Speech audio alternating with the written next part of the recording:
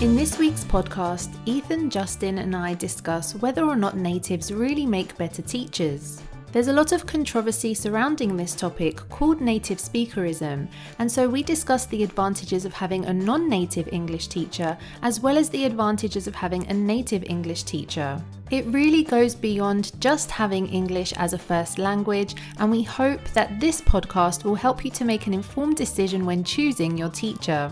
And as always, be sure to check out our Instagram at reallife.english for some bonus information as soon as you finish listening to this podcast. Aw yeah, boys and girls, citizens of the world, this is Ethan from RealLife English, where we believe that listening to podcasts is a fun, natural, effective, and even exceptional.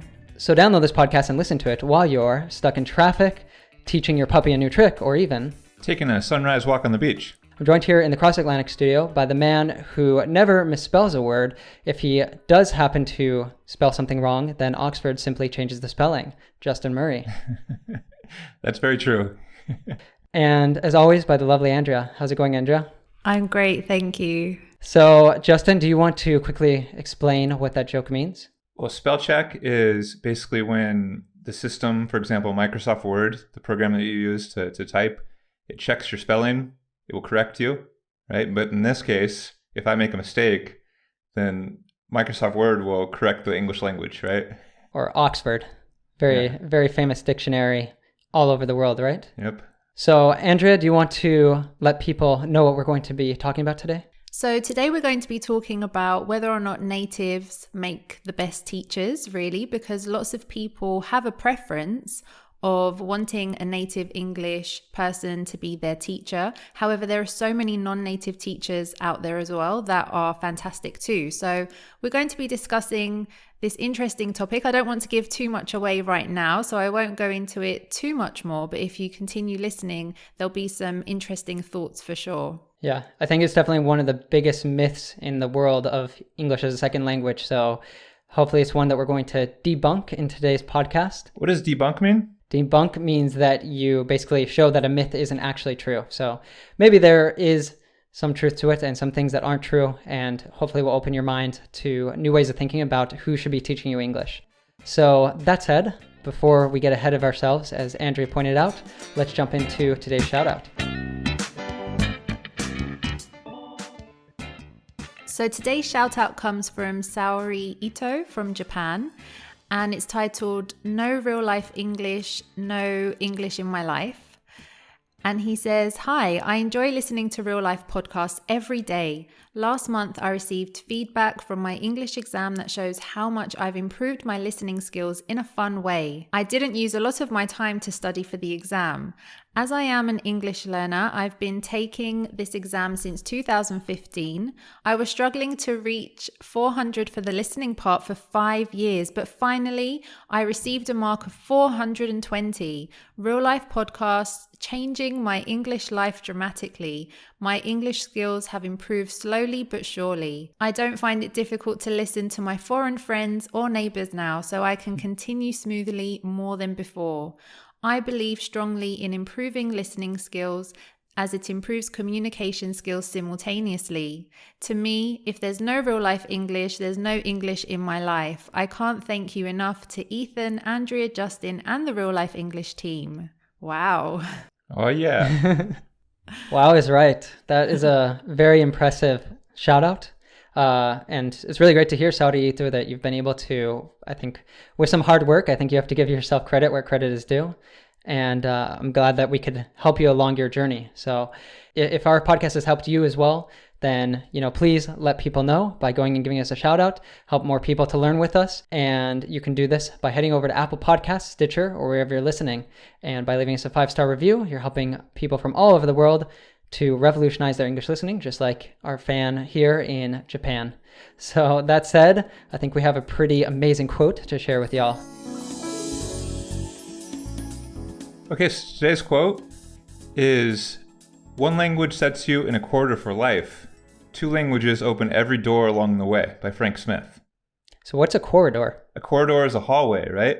So I chose this quote because really for me, it's been like that. I'm a native English speaker, and it's really important that I've been learning other languages because it really opened my mind to the world. And so I think in the whole question of whether a teacher is better as a native or non-native, I definitely think that any native teacher that's teaching you English, if they've never learned a language, if they've never opened their mind to the different doors in that hallway of languages, then I think they're really hamstrung. They're really limited in their ability to teach you. So definitely, if you're ever looking for a teacher, a native teacher, if they've learned another language, it really, really helps their teaching because they're going to have much more empathy.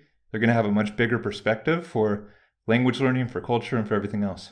That is so true. That's very similar to another quote that I love. I believe it's from Nelson Mandela. It says, when you speak to a man in a language that he understands, that goes to his head. But when you speak to him in his language, that goes to his heart. And maybe that's like a little bit of a different message, because I think it's more about, when you're able to like learn another language and speak to a native speaker of that language, maybe he perceives what you're saying to him in a little bit of a different way than he does if you're using maybe another language.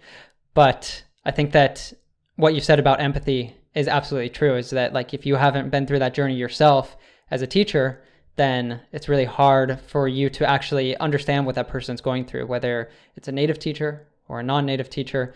And I think some of the best teachers out there, maybe they've even learned several languages, so they're kind of open to all of the different possibilities there. And we talk a lot about global citizenship here on this podcast all the time, actually. And we say like learning English is an important master key to becoming a global citizen. You can learn another language. That really helps you get that multidimensional perspective. But for a native English speaker, a lot of times, you always need to travel, open your mind to different cultures in different worlds. Totally. So I think that's the perfect springboard into today's main conversation. So, Andrea, what is native speakerism? That's what we're talking about today, right? And I think that's maybe a technical term some people in the field of English as a second language give to this topic. Yeah, so basically it's all about native teachers being in high demand. Like, for example, in the European Union, advertisements for native speakers are actually illegal because they're quite discriminatory when you think about it. So technically, if you're looking for a job as a teacher, if you're reading an ad, it shouldn't really specify that native speakers are wanted, because of course that's discriminatory.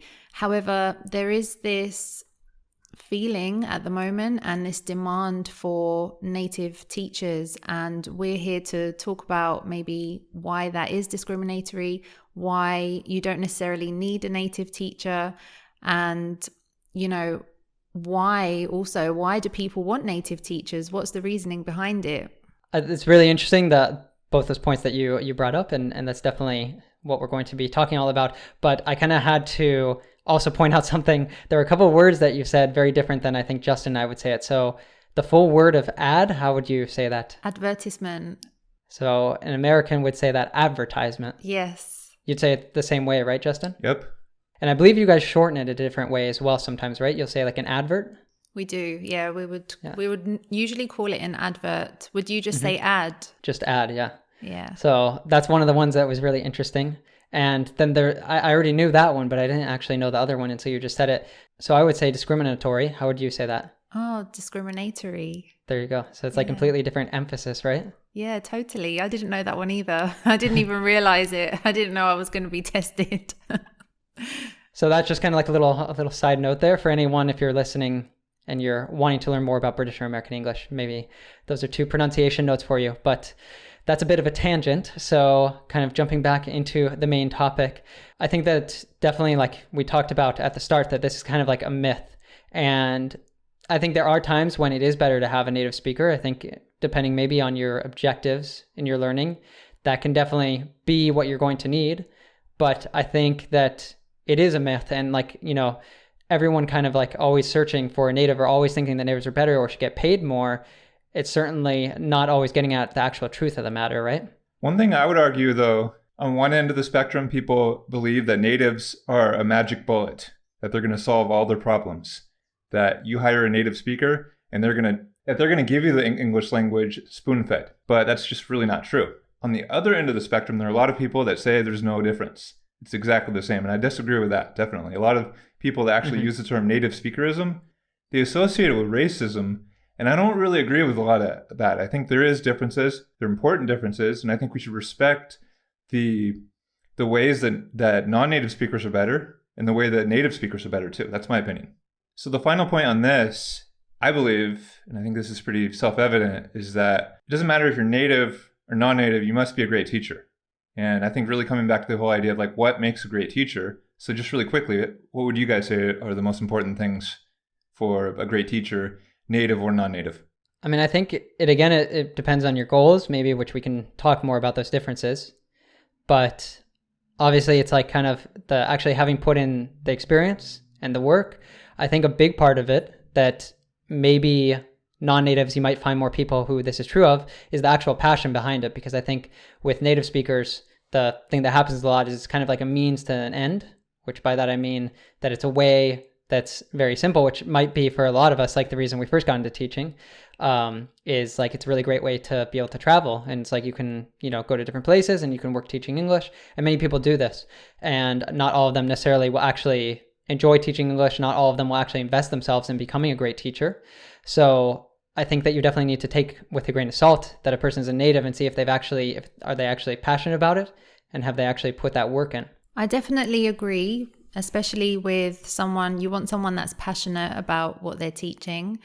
And I also think experience is really important as well, especially with learning a language. And you mentioned earlier as well that empathy is important. So, if you do have a teacher that is a language learner themselves, then they're really going to be able to empathize more with you. And, they'll probably be able to teach you in different ways and explain things in different ways as well, so that you'll really get more out of it. Wouldn't it be great if there was some way to understand real English without getting lost and without getting bored? Well, now there is. With our Real Life Native Immersion course, we will take you on a 41-week real-life adventure of the English language, each week exploring a different topic connected to our goal to help you understand and use real native English and make it a permanent part of your life in a way that is fun, natural, and convenient. The best part is you can try it for free with our 3-part Power Learning series. We will send it to your email. Just go to reallifeglobal.com/pod. That's POD to sign up. Now let's get back to today's podcast lesson. If they're a teacher of your language too, I think that can be really important because you can get some of the advantages of having a non-native teacher teach you from your country because they understand exactly what you're thinking, the roadblocks that you can run into, and really teach from where you're at. Yeah. Especially if you see that they've been really successful because, I don't know, you just think, for example, maybe with pronunciation, maybe there's some sound in English from your language that's really difficult because it doesn't exist in your language. But if you have like a really great non-native teacher who comes from your same language, they've had to overcome that and they've been able to maybe master that bit of pronunciation, then they can kind of show you the way to do that and everything. Whereas a native might not actually have been through that journey himself, and he might have a lot more trouble actually helping you to overcome that barrier. Okay, so summarizing the previous point, being a native doesn't really make you a good teacher. It takes you passion, dedication, learning, motivation, and experience to really be a great teacher. That said, what would you say are some of the advantages of that we haven't already mentioned yet? What are some of the advantages of being a non-native? I'd say besides what we already said, like professional development is one. Most non-native teachers that I know, they've actually really studied and spent a lot of time developing their craft as teachers. Besides their own language learning, really good teachers, they go to conferences, they get certificates, they spend time teaching, being mentored by people, and there's no replacement for that. I think too, like a lot of those, like a lot of the really great non-native teachers I've met, they've done a lot of the work of like getting their elbows dirty, which by that I mean that they've actually like experimented. They've been very curious. Like I've met so many of them that maybe have like watched different TV series and they've, we teach through TV series, but like just kind of like they were interested in being able to watch some TV series and they kind of like found the way to be able to like understand that and to learn with it and improve in that way. Or maybe one of the guys who works with us actually, Max, I know like, and he kind of like started his journey that he was really interested in rap. And I know that was like a big assistance to him in learning. And now He's done a lot of work since then, but I think like kind of that foundation came from just like a place of passion, and everything has made him a really excellent teacher. Yeah, I think many will just have a lot of different creative ways of learning the language as well that can really help. Not that native teachers don't, but when we speak a little bit more about this as well, we'll just see how definitely, if you're learning the language yourself or you're interested in languages, you definitely develop these creative ways of teaching as well. I think another aspect that's really important for non-native teachers, when you're teaching people in your native language, for example, beginners or people lower level learners, you can really connect with them and motivate them from that cultural perspective as well, because a lot of the lower level classes you're going to be teaching from the learner's first language, right? So really be able to connect with them, build that rapport. What's rapport? Rapport is like ultimately the connection, the synergy that two people have, that feeling of liking each other and getting along. So a teacher teaching beginners, being able to build that rapport, it's much easier in that native language a lot of times. So if the teacher can speak that native language and speak that native culture, then that can really help pass the vision and the motivation for that language. I think that there are times though, whether you're talking about like a native or a non-native, it's like, again, it kind of comes down to what's the work that they put in. Because obviously this isn't saying that a non-native teacher will always be able to like play that role that we're talking about if they haven't put that work in. I mean, I've seen a lot of non-native teachers that, maybe it's just like a job for them and they don't actually have like the really good experience. And maybe in some sense, it's kind of like they're just giving a model of mediocrity. And maybe that's something that kind of like sours people to learning with non-natives. I know a lot of people here, for example, who that was kind of like their experience maybe in high school, is that their teacher was a non-native and it wasn't someone who really knew how to speak the language. And they spoke it with like a very strong accent. And so maybe it just put this idea in their head that it's like, oh, I need a native because, these non-natives, they're not good enough. But when you're actually able to find a great teacher, whether it's a non-native or native, I think it's kind of up to you to do that work to like, vet that person. But if you actually do that and you find a really great teacher, then, I think a non-native, it's going to be able to offer you a lot of the things that we've been talking about. What does vet mean?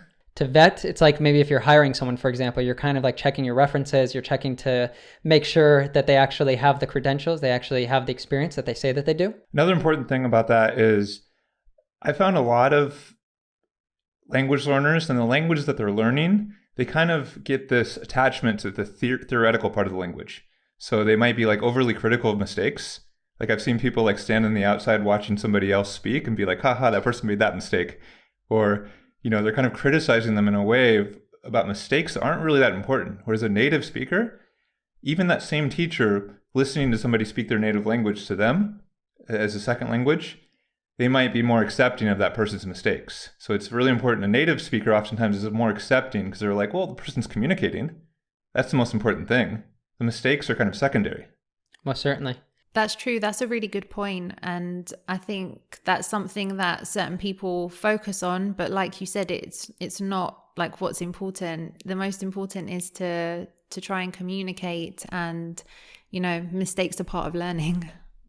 Another thing which I think non-natives oftentimes aren't as good is, pronunciation. Some people say that's a myth, and there are like really a small percentage of learners who master the English language at a native-like level and can teach pronunciation really, really well. And they model the culture and everything, but that's very, very rare. And a native speaker is a walking model of pronunciation, is a walking model of vocabulary and culture. So definitely for advanced students, that can be kind of hard to replace unless you have a really good non-native speaker teacher. Yeah.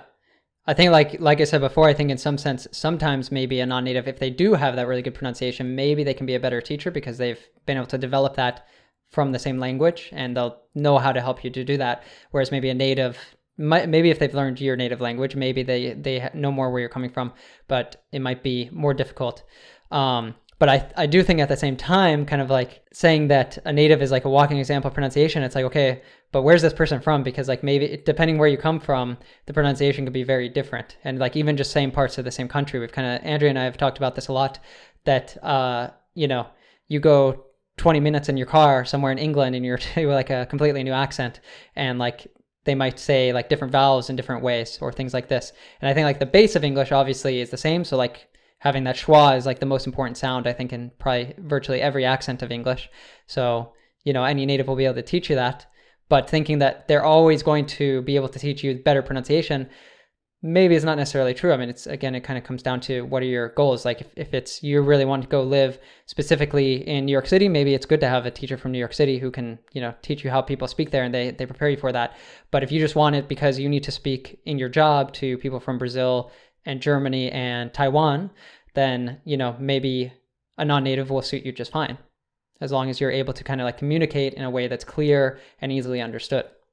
And I would go back to just mentioning what we talked about earlier. Most native speakers aren't teaching English as their life passion.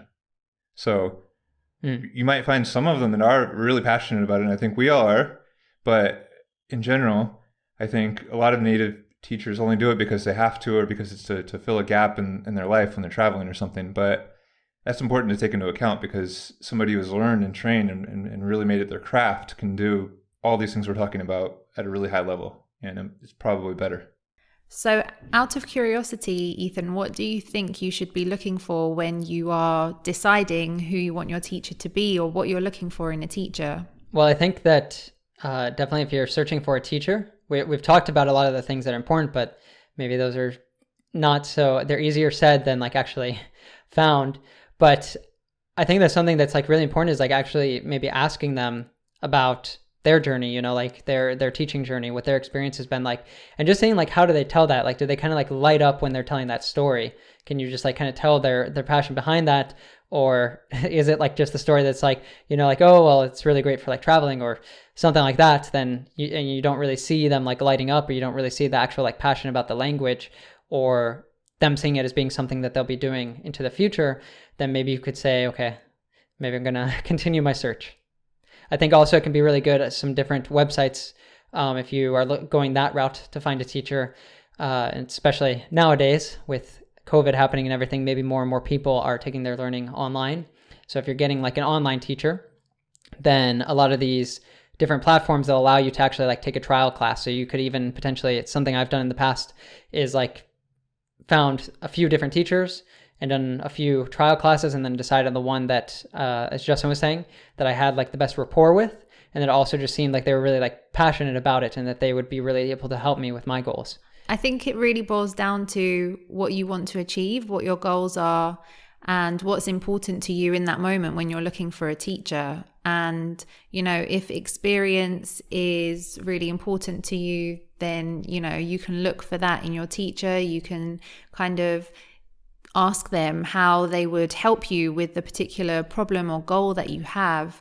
And then there are many people that just want to practice conversation. So maybe for them, it's not important if their teacher is highly qualified. Maybe also they don't mind who they're speaking to. So they don't mind if it's a native or a non-native. And I think it just depends on the person, right?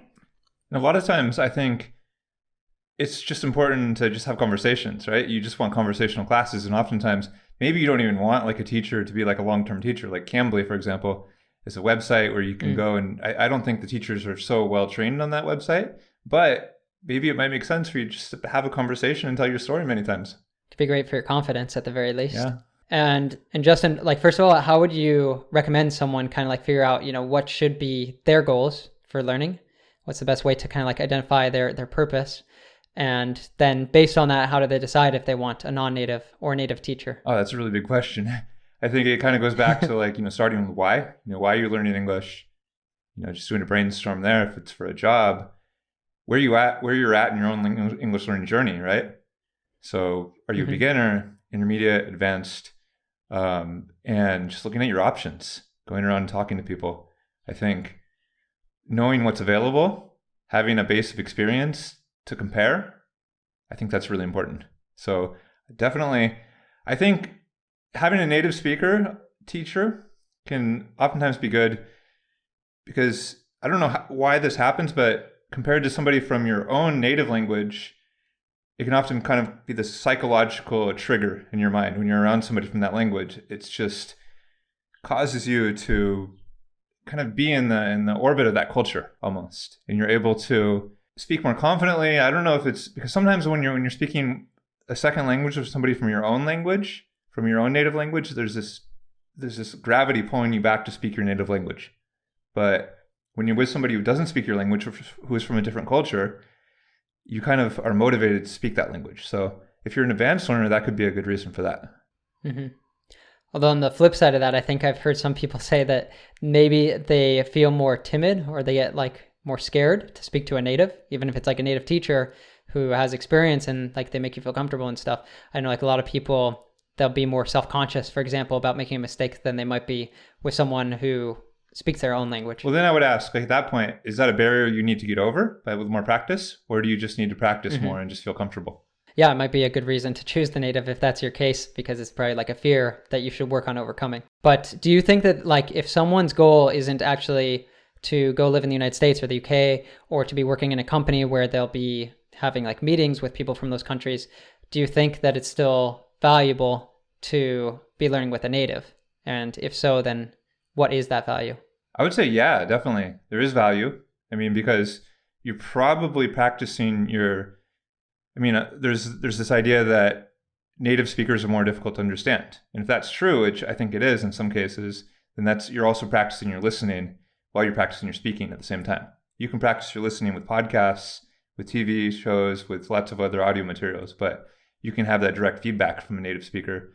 And of course, it depends on the level of the non-native speaker that you're with, because usually native speakers generally technically have better English as far as grammar, and so they can give you better feedback, depending on, of course, who you're comparing this to. Yeah, depending how good they are at actually like explaining that things, because I think like most native speakers have no idea how to talk about grammar or anything. It's probably you can just think about your own language, whatever your mother tongue is, and if you were talking to someone who's learning that and they asked you a grammatical question, then you probably would kind of feel like you don't really know how to explain that. So that's the case for most English speakers. So you have to have someone who really knows what they're talking about. But something you just said, Justin, that we didn't touch on about like a non-native English teacher, or even just like making friends who are non-natives and like practicing with them. You said kind of like about having the input and the output. So I think like a lot of people think that by having conversations with people who aren't natives, it's going to like toxify their pronunciation or their speaking. Maybe they'll make more mistakes. So do you think that's true, or what can people do to balance that out? Well, if you're not practicing very much, if you're not practicing listening very much, and the only contact you're getting with native speech is through speaking with natives, you're going to pay a lot of money really to get to the listening level that you want to have that level of contact, when really there's so much native audio out there that you can just practice in your own free time with podcasts, with TV shows, with movies and music and all this stuff. Improve your listening and speaking with a non-native to practice your speaking, to become more confident, more fluent in your thinking. It's far better to practice with a non-native than nobody. Of course, if you have access to native speakers, lots of native speakers, to really get the practice you need for speaking, then do that. Of course, it's great.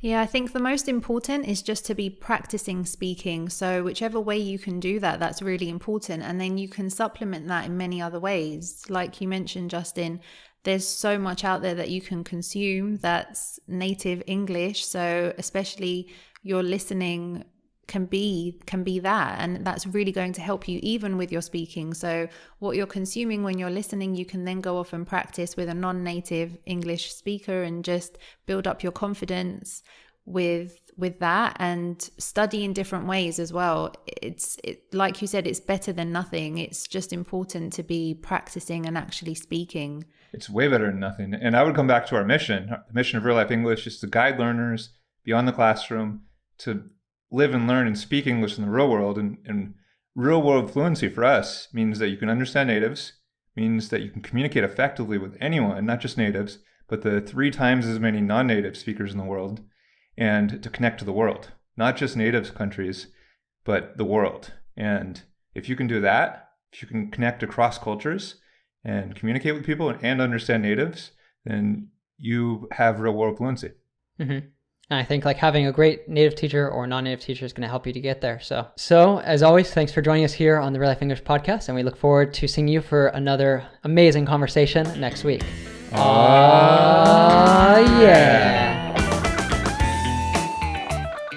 Don't be a stranger. You can find all the notes like vocabulary, links, and more for this lesson on our blog at reallifeglobal.com. And connect with us and on Instagram at reallife.english for even more fun English recommendations. Do you want to continue your learning and get confident, fluent English? Then I have a couple great recommendations for you.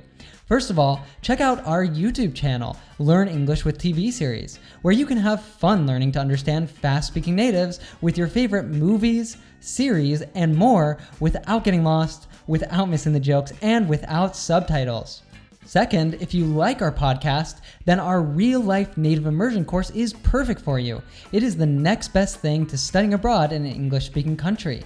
Try it for free with our 3-part Power Learning series. Just go to reallifeglobal.com/pod to sign up.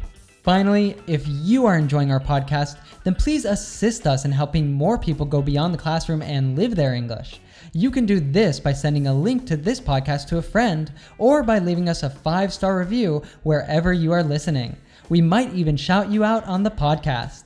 Stay healthy and safe, and I look forward to seeing you next week. Aw, yeah.